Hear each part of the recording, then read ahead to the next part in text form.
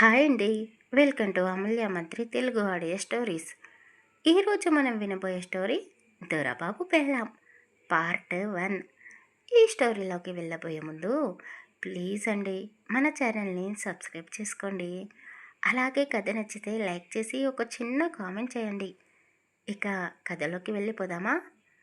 ఒక స్వచ్ఛమైన పైరు గలివిచ్చే పల్లెటూరులో ఒక ఇంట్లో పెళ్లి హడావిడి మొదలైంది. పెళ్లి కూతురు చాలా అంటే చాలా అందంగా ఉంది. అప్పుడే నలుగు పెట్టి స్నానం చేయించారేమో కానీ ఆమె పసిడి రంగు పసుపు రంగులోకి మారిపోయింది. ఆ అమ్మలక్కలందరూ ఆ పెళ్లి కూతురు చుట్టూ కూర్చొని ఉన్నారు. ఒక ఆవిడ పెళ్లి కూతురికి పొడవాటి జడకి సాంబ్రాణి పొగ వేస్తూ ఉంది. అయ్యయ్యో, చూడు చూడు, ఇక్కడ నడుమ దగ్గర సరిగ్గా మనం నలుగు పెట్టలేనట్టున్నాము. ఇక్కడ కాస్త పసుపు రంగు తక్కువగా కనబడుతుంది. రేపు మొదటి రోజు రాత్రి పెళ్లి కొడుకు చూసి ఎవరు నీకు నలుగు పెట్టింది, వాళ్ళకి చేతులు పడిపోయాయా ఏంటి అని మనల్ని తిట్టుకుంటాడేమో అని వాళ్ళు భలే తమాషగా నవ్వుతూ పెళ్లి కూతురిని నవ్విస్తూ వాళ్ళ పెళ్లి రోజు ముచ్చట్లు గుర్తు చేసుకుంటూ ఉన్నారు. ఏంటమ్మా చిట్టమ్మ, తెగ సిగ్గుపడిపోతున్నావు? ఈ సిగ్గు రేపు 3 ముళ్ళు పడే వరకు కాస్త దాచిపెట్టుకో. ఈ క్షణం ఇక్కడ నీకు కాబోయే భర్త ఉంటే నిన్ను అల్లుకుపోతాడు. అంత అందంగా ఉన్నావు తెలుసా? మా దిష్టే తగిలేట్టు ఉంది అని కృష్ణవేణికి వరసైన ఆడవాళ్ళు ఆట పట్టిస్తూ ఉన్నారు. నిజంగానే కృష్ణవేణికి తెగ సిగ్గు ముంచుకొచ్చేసింది. అద్దంలో తనని తాను చూసుకుంటూ రేపు పెళ్లి తర్వాత భర్తతో ఎలా ఉండాలి అని కనులు మూసుకోకుండానే కలలు కంటూ ఉంది. ఎందుకు కలగా ఉండదు? పుట్టినప్పటి నుండి సిటీలోనే పెరిగింది. అక్కడే చదువుకుంది. ఈ మధ్య ఊరికి వచ్చిందా? వచ్చి రాగానే మేనత్త కొడుకుని చూసి మనసు పడింది. వలచిన మగాడినే పెళ్లి చేసుకోబోతుంది. ఇవన్నీ అసలు కిట్టమ్మ, మీ 2 కుటుంబాలకి పడదు కదా? మరి మీ బావని చూసి ఎలా ప్రేమించావు? అసలు మీ నాన్నని ఈ పెళ్ళికి ఎలా ఒప్పించావు? ఎంతైనా ఈ కాలం అమ్మాయిలకు ఉన్న ధైర్యం అప్పట్లో మాకు లేదులే. కన్నవాళ్ళు ఎవరిని చూపిస్తే వాళ్ళ వేళ్ళు పట్టుకొని అత్తారింటికి వెళ్ళిపోయాము. కానీ ఇప్పుడు ఆ అమ్మాయిలు అబ్బాయిలు ఎవరికి నచ్చిన వాళ్ళని వాళ్ళే సెలెక్ట్ చేసుకుంటున్నారు. ఇంతటి అదృష్టం మాకు లేకపోయింది అని కొందరు నిట్టూర్పు విడిచారు. హా, ఎందుకు లేదు? ఇప్పుడు కూడా అవకాశం ఉందిలేండి. మీ భర్తలతో మీరు హ్యాపీగా లేకపోతే వాళ్లకు విడాకులు ఇచ్చేసి మీకు నచ్చిన వాళ్ళతో హ్యాపీగా లైఫ్ని ఎంజాయ్ చేయండి అని వాళ్ళ మాటలు నచ్చని కొందరు ఆడవాళ్ళు అన్నారు. వీళ్ళు మూతి విరుచుకుంటూ అబ్బో, కొప్పున్నమ్మ ఎక్కడ తిప్పినా కుప్పు సరిగ్గానే ఉంటుందిలే అని వీళ్ళు అనడం. అలా 2 పార్టీలుగా ఆడవాళ్ళు విడిపోయి సరదాగా ఉన్న వాతావరణాన్ని మాటలతోనే యుద్ధం జరిగేలా చేశారు. అయ్యో, ఏంటి వీళ్ళంతా ఇలా వింతగా ప్రవర్తిస్తున్నారు? వీళ్ళని ఆపడం నా వల్ల కావడం లేదు అని కృష్ణవేణి తల పట్టుకుని కూర్చుంది. పెళ్లి కూతురు గదిలో నుండి పెద్ద పెద్దగా అరుపులు రావడంతో కృష్ణవేణి వాళ్ళ నానమ్మ ఆ మాటలు విని లోపలికి వచ్చింది. ఏం చేస్తున్నారే ఇక్కడ? అయ్యో, 4 గొప్పలు ఒక చేట ఉంటే అక్కడ ప్రళయం రావాల్సిందేనా? ఇంకెప్పుడు మారతారే? అవతల బోలెడు పనులు ఉన్నాయి. ఇక్కడే కూర్చొని ముచ్చట్లు పెట్టుకుంటూ ఉంటే ఎలా? పదండి బయటికి. ఎవరి పనులు వాళ్ళు చేసుకోవాలి. అవతల మీ పిల్లలు ఆకలి అంటూ ఏడుస్తున్నారు. వాళ్ళకి భోజనం ఎవరు తినపెడతారే? ఇక వయసు అయిపోయిన మీ భర్తలు షుగర్ పేషెంట్లు, వాళ్ళకి టైంకి ట్యాబ్లెట్స్ ఎవరు ఇస్తారు? వెళ్ళండి, వెళ్ళి వాళ్ళని చూసుకోండి అని బాలమణి గారు అక్కడ ఉన్న ఆడవాళ్ళని బెదిరించి చెప్పడంతో వాళ్ళందరూ అయ్యో, ఇక్కడే కూర్చొని కబుర్లు చెప్పుకుంటూ ఉన్నాము. అసలు మా పిల్లల గురించి మా భర్తల గురించి మర్చిపోయాము అంటూ వాళ్ళు వాళ్ళ పనులను చేసుకోవడానికి, వాళ్ళ భర్తలని పిల్లలని చూసుకోవడానికి బయటికి వెళ్ళిపోయారు. అబ్బా నానమ్మ, నువ్వు టైంకి రాకపోతే ఈ పాటికి ఇక్కడ జుట్టు జుట్టు పట్టుకొని కొట్టుకునేవారేమో. అసలు ఏంటి వీళ్ళ బాధ? సంతోషంగా హ్యాపీగా ఎంజాయ్ చేసే టైంలో ఇలా లేనిపోని వాటి కోసం గొడవ పడతారా అని కృష్ణవేణి అన్నది. బాలమని మనవరాలి వైపు కింది నుండి పై వరకు చూస్తూ చేతి మెటికలు విరిసేసింది. నీ పెళ్ళి నేను చూస్తానో చూడనో అనుకున్నాను. వయసు అయిపోతుంది. సరిగ్గా కళ్ళు కనబడడం లేదు. మాట వణికిపోతుంది. ఏదో పైకి గంభీరంగా ఉండాలి కాబట్టి అలా మాటలతో అందరినీ దృష్టిలో ఒక కఠినమైన ఆడదానిలా మిగిలిపోయాను. నా కూతురిని చూడాలని ఎన్ని సంవత్సరాలు ఎదురు చూశానో. ఈ జనాలకి ఏం తెలుసమ్మా? ఇప్పుడు ఏదేదో ఇలా మాట్లాడుతున్నారు కానీ ఒకప్పుడు వీళ్ళందరూ నన్ను ఎంతగా తిట్టుకుపోసుకున్నారో నీకేం తెలుసు? పక్క సందులోనే ఉన్న నా కూతురిని కళ్ళారా చూడలేదు. మనసు విప్పి మాట్లాడలేదు. తల్లిగా ఒక్కసారి కూడా నా కూతురితో గడపలేదు. ఇన్ని సంవత్సరాలు నేను ఒక నరకంలో ఉన్నాను. తల్లి మనసు ఎంత అల్లాడిపోయిందో వీళ్ళకేం తెలుసమ్మా అని కృష్ణవేణి వాళ్ళ నానమ్మ కన్నీళ్లు పెట్టుకుంది. ఏంటి నానమ్మ చిన్న పిల్లలా ఏడుస్తున్నావు? గతాన్ని గతంలోనే వదిలేసేయి. ఈరోజు ఈ క్షణం నుండి కొత్త జ్ఞాపకాలని పోగు చేసుకో. నీ కూతురుతో, అదే నా మేనత్త, నాకు కాబోయే అత్తగారితో కొత్త బంధాన్ని పెనవేసుకో. ఈసారి మిమ్మల్ని ఎవరూ విడదీయలేరు. నేను ఉన్నాను కదా. ఇక మన 2 కుటుంబాలు ఎప్పటికీ ఇలా కలిసే ఉంటాయి అని కృష్ణవేణి చాలా సంతోషంగా నవ్వుతూ అన్నది. నిజంగానే నీ వల్లే ఎప్పటికీ కలిసిపోరేమో అనుకున్న ఈ 2 కుటుంబాలు మళ్ళీ కలిసిపోయాయమ్మా. అసలు మీ నాన్న మూర్ఖుడు. వాడు ఈ పెళ్ళికి ఒప్పుకోడేమో అనుకున్నాను. నువ్వు బాగానే వాదించి నీ ప్రేమని దక్కించుకున్నావు. ఇంతకీ ఈ 10 రోజుల్లో నా మనవడిపైన నీకు ప్రేమిలా పుట్టిందే. వాళ్ళు వీళ్ళు గొప్పగా నా మనవడి గురించి చెబితే విని మురిసిపోయాను. దూరం నుండే చూశానే తప్ప ఎప్పుడూ అమ్మమ్మలా వాడితో మాట్లాడలేదు. వాడు కూడా ఇంట్లో వాళ్ళు చెప్పినట్టుగానే నడుచుకున్నాడు. ఒక్కసారి కూడా మన ఇంటి వైపు కన్నెత్తి చూడలేదు ఇన్ని సంవత్సరాలలో. వాడికి ఈ ఊరిలోనే కాదు, పక్కా 10 ఊర్లలో కూడా మంచి పేరు ఉంది. జై అంటే అందరూ గుర్తుపడతారు. కృష్ణా నదిలో అన్ని నదులు కలిసిపోతాయంట. ఆ నది పేరు నీకు ఏ ముహూర్తాన పెట్టామో కానీ నువ్వు కూడా అందరినీ కలుపుకొని పోతున్నావు. పెళ్లి తర్వాత నీ జీవితం నీ భర్తతో సంతోషంగా ఉండాలి. మీ నాన్న పేరుని, పుట్టింటి పేరుని నువ్వు నిలబెట్టాలి అని ఆమె మనస్ఫూర్తిగా దీవించింది. కృష్ణవేణి పుట్టిన 7-8 సంవత్సరాలలోనే ఆమెని వాళ్ళ అమ్మమ్మ వాళ్ళ ఇంటికి పంపించేశారు. ఇక తన బాల్యం మొత్తం సిటీలోనే సాగిపోయింది. అక్కడే చదువుకుంది. ఎప్పుడూ ఊరికి వచ్చేదే కాదు. ఒకవేళ వచ్చినా 1, 2 రోజుల కంటే ఎక్కువ ఉండేది కాదు. కృష్ణవేణి వాళ్ళ నాన్న మహేంద్ర, తల్లి లలితమ్మ వీళ్ళు కూతురిని కంటికి రెప్పలా చూసుకుంటూ నలుగురి కళ్ళు కృష్ణవేణిపై పడకుండా వాళ్ళకి దూరంగా పెంచారు. చదువు పూర్తి చేసుకొని తిరిగి ఇంటికి వచ్చిన కృష్ణవేణి ఇప్పుడు వాళ్ళ మేనత్త కొడుకు జైని పెళ్లి చేసుకోబోతుంది. 2 కుటుంబాలకి అస్సలు పడదు. ఈ 2 కుటుంబాల మధ్య గొడవేమిటో కూడా కృష్ణవేణి తెలుసుకోలే ప్రయత్నం చేయలేదు. అసలు వాళ్ళ గొడవకి కారణమేమిటో, ఏం జరిగింది అని కృష్ణవేణికి పెళ్లి తర్వాత తెలిస్తే అప్పుడు కూడా ఇలా సంతోషంగానే అత్తారింట్లో ఉంటుందా? అసలు పెళ్ళికొడుకు జై వాళ్ళ కుటుంబం ఎలాంటిది? ఈ కథలో తెలుసుకుందాం. ఎన్నో కలలు కంటూ కొత్త పెళ్లి కూతురు ఆ రాత్రి చాలా సంతోషంగా రేపు జరగబోయే తన పెళ్లి గురించి కలలు కంటూ నిద్రపోయింది. పెళ్లి కూతురు ఇంట్లో అస్తమించిన సూర్యుడు పెళ్లి కొడుకు ఇంట్లో ఉదయించాడు. తెల్లవారుజామునే అందరూ నిద్రలేచారు. ఒరేయ్, మన దొరబాబు జై బాబు పెళ్ళి అంటే మామూలు విషయమా? ఒరేయ్, ఇది తీసుకురా, అది తీసుకురా అంటూ పనివాళ్ళు హడావిడి చేస్తున్నారు. జై కుటుంబంలో చాలామంది ఉన్నారు. జై వాళ్ళ ముత్తాత పేరు జైపాలరావు, తాతమ్మ పేరు రాజమ్మ. జై పుట్టిన తర్వాత ఒక 5-6 సంవత్సరాలకి జైపాలరావు చనిపోయాడు. ఆయన బ్రతికి ఉండగానే మునిమనవాడిని చూసి ఆయన మురిసిపోయాడు. ఆయన పేరులోని మొదటి అక్షరాన్నే జై అని ఆ మనవడికి పెట్టాడు. అందరూ నా మనవడికి జేజేలు కొట్టాలి అని మీసం కూడా వెలేశాడు. జైపాలరావు భార్య మాత్రం రాజమ్మ ఇంకా బ్రతికే ఉంది. చెప్పాలంటే ఆవిడ ఇప్పటికీ బలంగానే ఉంది. ఇక వాళ్లకు పుట్టిన కొడుకు వీరేంద్రరావు, ఆయన భార్య జయమ్మ. వీళ్ళకి పుట్టిన కొడుకు చలపతిరావు, భార్య సుగుణ.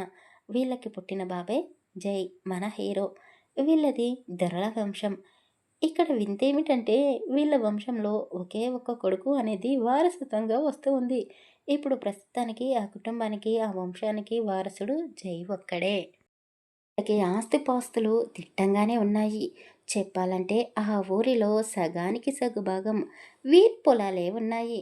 జై కుటుంబం నిత్యం దాన ధర్మాలు చేస్తూ ఉంటుంది. జై గురించి చెప్పాలంటే అతను చాలా అందంగా ఉంటాడు. 6 అడుగుల ఎత్తుతో కండలు తిరిగిన శరీరంతో ఉంటాడు. డబ్బులకి కొదవలేదు కాబట్టి పెద్ద పెద్ద చదువులే చదువుకున్నాడు. ఎన్నో డిగ్రీలని సాధించాడు. మనిషి చూడడానికి ఎంత అందంగా ఉంటాడో అతని ఆలోచనలు కూడా అంతే అందంగా ఉంటాయి. ఎంతోమందికి ఉపాధి కల్పించాడు. ఎన్నో వ్యాపారాలు పెట్టాడు. ఎవరికైనా ఆపద ఉంది అంటే అతని మనసు వెన్నలా కరిగిపోతుంది. దయాగుణం, జాలి గుణం ఉన్నవాడు. జైని చూస్తే అందరూ దొరబాబు అంటూ చేతులెత్తి మొక్కుతారు. అతను ఎప్పుడైనా నడిచి వస్తే గర్భగుడిలో ఉండాల్సిన దేవుడు నేలపై నడుస్తున్నాడా అన్నట్టు ఆరాధిస్తారు జనాలు. మనుషులు అన్న తర్వాత అందరికీ అందరూ నచ్చాలన్న రూలేమీ ఉండదు కదా. అతను చేసే మంచి పనులు కొందరికి నచ్చేది కాదు. అతన్ని ఎప్పటికప్పుడు దెబ్బతీయాలి అని టైం కోసం ఎదురు చూస్తూ ఉన్నారు. చెప్పాలంటే జై వాళ్ళ కుటుంబం ఒకప్పుడు ఇంత ప్రశాంతంగా ఉండేది కాదు. ఎప్పుడు ఇంటి చుట్టూ రౌడీలు కాపలాగా ఉండేవాళ్ళు. వీళ్ళ ముత్తాత జైపాలరావు గారు చేసేది రౌడీయిజం. అలా అని వీళ్ళు చెడ్డవాళ్ళేమీ కాదు.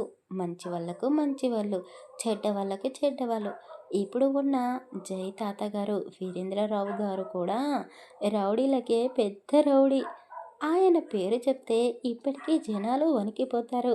కానీ జై వాళ్ళ నాన్న చలపతిరావు ఆ కుటుంబంలో పుట్టాల్సిన వాడేమీ కాదు. చాలా శాంతపరుడు. గొడవలు అంటేనే ఆమడ దూరంలో ఉంటాడు. ఒకప్పుడు అతని పిరికివాడు అని అందరూ హేళన చేసేవాళ్ళు. కానీ అతని ఓర్పు, సహనంతో ఆ ఊరిలో జరుగుతున్న గొడవలనన్నీ సర్దుబాటు చేసింది చలపతిరావు గారే. ఆయన వల్లే ఇప్పుడు ఊరు ప్రశాంతంగా ఉంటుంది అని ప్రజల నమ్మకం. కొడుకుకు తగ్గట్టే జై కూడా ఉన్నాడు అని అందరూ అంటారు. ఇక జై వాళ్ళ తాతగారు వీరేంద్రరావు గారైతే మనవడిని చూసి తెగ మురిసిపోతాడు. ఎందుకో జై అందరికీ శాంతమూర్తిలా కనబడతాడు కానీ వీరేంద్రరావు గారికి మాత్రం ఒకప్పుడు వాళ్ళ నాన్న జైపాలరావు గారిని చూసినట్టే అనిపిస్తుంది. ఎంతైనా దొరల వంశంలో పుట్టాడు. ఆ రోషం పౌరుషం ఎక్కడికి పోతుంది? వాడు నాణెం లాంటివాడు. నాణానికి బొమ్మ బొరుసు ఎలా ఉంటుందో నా మనవడికి కూడా 2 రూపాలు ఉన్నాయి. ఒకటి శాంతమూర్తి రూపం అయితే మరొకటి ఉగ్ర నరసింహ రూపం. అవసరం వచ్చినప్పుడు ఆ రూపాన్ని కూడా అందరూ చూస్తారు అని తెగ మురిసిపోతాడు. వీరేంద్రరావు గారు మనవడి గురించి అలా అనుకోవడంలో తప్పేమీ లేదు. నిజంగానే జై మాట కరుకుగా గంభీరంగా ఉంటుంది. అతని గొంతు వినబడితే చాలు అందరూ హొడలిపోతారు. కానీ చూపులతోనే అందరికీ పనులు పిరమేస్తాడు. ఎవరితోనూ అతిగా స్నేహం చేయడు. అవసరానికి మించి మాట్లాడాడు. ఆడవాళ్ళ వైపెత్తి కన్నెత్తి కూడా చూడడు. అలాంటి జై మేనమామ కూతురు కృష్ణవేణిని ప్రేమించాడు అంటే నమ్మడానికి కాస్త ఆశ్చర్యంగానే ఉంది. మొత్తానికి జయబాబుకి కృష్ణవేణికి పెళ్లి జరిగిపోయింది. కృష్ణవేణి చాలా సంతోషంగా జైతో తాళి కట్టించుకుంది. అతను మాత్రం ఫోటోగ్రాఫర్స్ చెప్పినట్టుగా ఫోటోలకి ఫోజ్ ఇస్తూ ఒక స్టాచ్యూలా నిలబడ్డాడు. కృష్ణవేణి మాత్రం అతని దగ్గర చొరవ తీసుకొని మరీ ఆమె నడుముపై అతని చేతులు వేయించుకొని ఫోటోలు దిగింది. పెదాలపై ముద్దు పెట్టు అని ఫోటోగ్రాఫర్స్ అన్నాడు. అతను అసలు ఆమె బుగ్గపై కూడా ముద్దు పెట్టలేదు. అయ్యో! నువ్వెక్కడ దొరికావురా బాబూ అని కృష్ణవేణి చిన్న టేబుల్పై నిలబడి అతని పెదలపై ముద్దు పెట్టాలనుకుంది. కానీ ఎంతైనా ఒక ఆడపిల్ల కదా! తల్లి ముందు, తండ్రి ముందు, పెళ్ళికి వచ్చిన వాళ్ళందరి ముందు ఆమె సిగ్గు విడిచి భర్త పెదలపై ముద్దు పెట్టలేకపోయింది. సిగ్గుపడుతూనే అతని బుగ్గపై ముద్దు పెట్టింది. అవన్నీ సన్నివేశాలని కెమెరామెన్ కెమెరాలో బంధించాడు. అప్పగింతల సమయంలో కృష్ణవేణి అసలు కన్నీరే కార్చలేదు. పక్క వీధిలోనే అత్తారిల్లు. ఎప్పుడు చూడాలనిపిస్తే అప్పుడు పుట్టింటికి రావచ్చు కదా అని సంతోషంగానే ఉంది.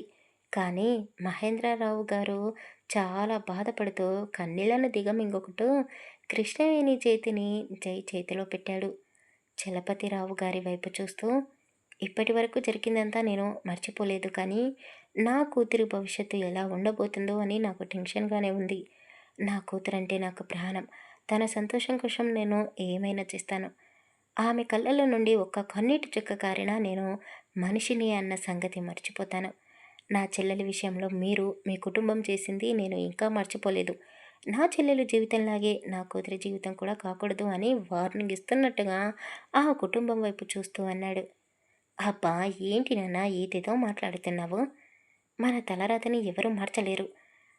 అత్తయ్య ఇలా కావడానికి మామయ్య కారణమా, లేక బావ కారణమా?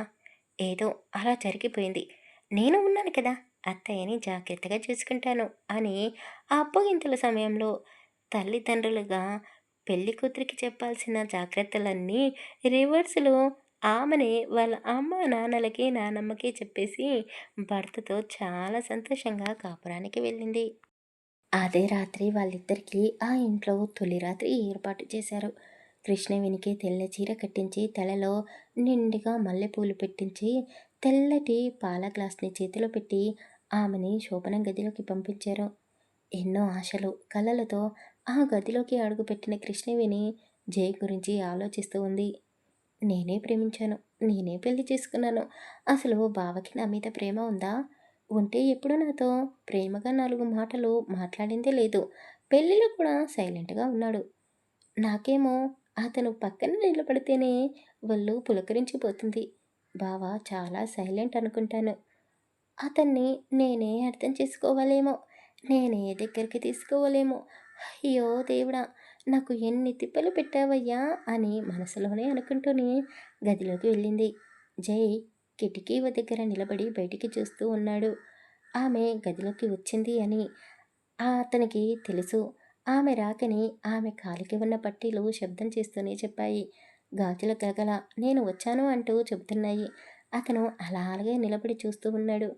కొద్దిసేపు చూసిన కృష్ణవేణి ఇక ఉండబట్టలేక ఆ పాల గ్లాస్ని ఒక టేబుల్ పైన పెట్టేసి, ఏంటి బావా, అలా బొమ్మలా నిలబడి ఉంటావా?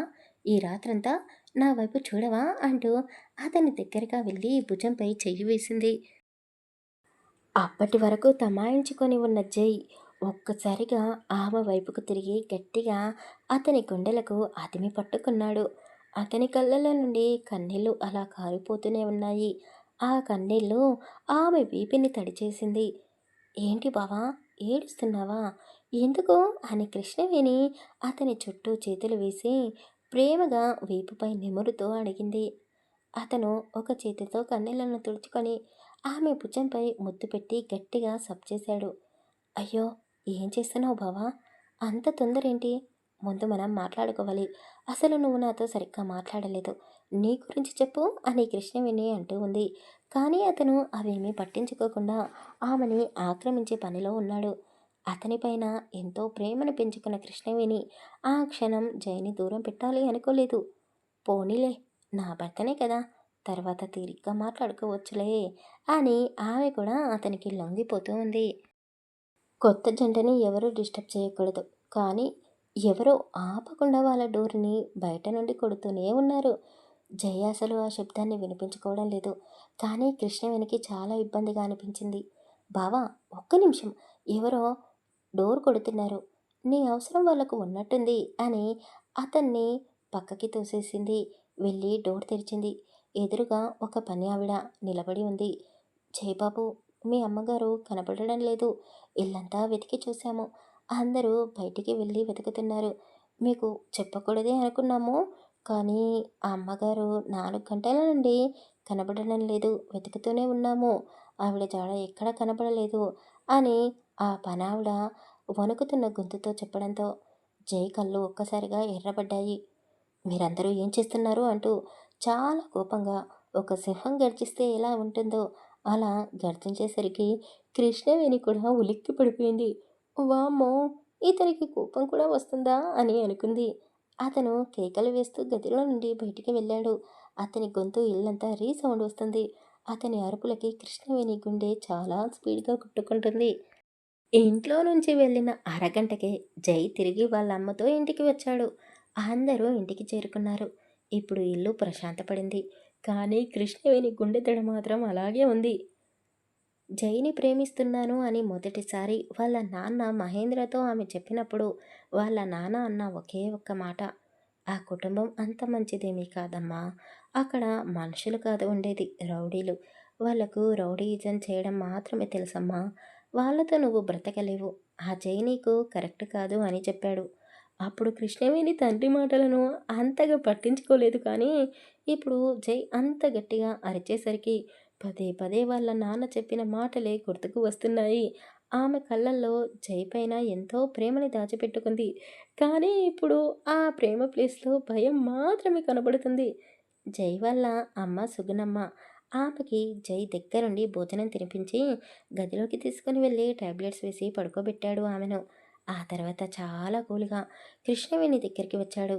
పద అంటూ ఆమె చెయ్యి పట్టుకొని గదిలోకి తీసుకొని వెళ్ళాడు. ఇంతకు ముందైతే కృష్ణవేణి గలగలా మాట్లాడుతూ ఉంది అతని దగ్గర.